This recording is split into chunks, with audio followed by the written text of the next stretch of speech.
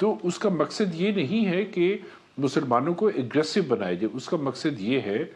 کہ ایک فتنہ اور شر جو ہے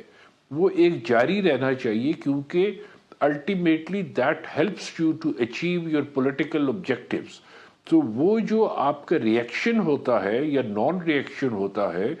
اس کو وہ اپنے پالیسی میں فیکٹر ان کرتے ہیں، اس کے بعد وہ اسی حساب سے مسلمان ممالک کے ساتھ بات کرتے ہیں۔ تو اگر آپ یہ سمجھ رہے ہیں کہ ہمیں صرف ایگریشن کی بنیاد کے اوپر آپ کو دہشت گرد قرار دے دیں گے، تو ایسا نہیں ہے، لیکن آپ کا تمام مسلمانوں کا اس وقت جو ہے مغربی ممالک میں جو سٹیچر ہے، سٹیچر اتنا کم ہو چکا ہوا ہے کہ اس کو اوپر لانے کی ضرورت ہے، اور اس کو اوپر لانے کے لیے صرف آپ کو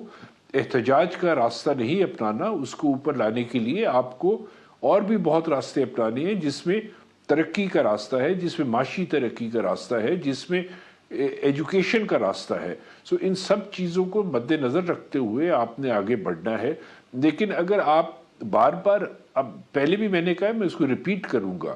اگر آپ صرف یہ کہتے ہیں کہ مسلمان وکٹمز کے طور پہ اپنے آپ کو سوچنا شروع کر دیں، اور ہم لوگ اپنی مینٹیلٹی جو ہے وہ وکٹمز والی بنا لیں، سیلف پٹی کے ساتھ قومیں یا مذہب جو ہے وہ آگے نہیں چلا کرتے۔ آپ لوگوں کو سوچنا ہے، آپ کو اس کے اوپر ریئیکٹ کرنے کی ضرورت ہے، اور جب بھی آپ ایکشن لیں، اور ریئیکشن اس کے اوپر جو ہوگا اس کو بڑا ٹائملی ریئیکٹ کرنے کی ضرورت ہوتی ہے۔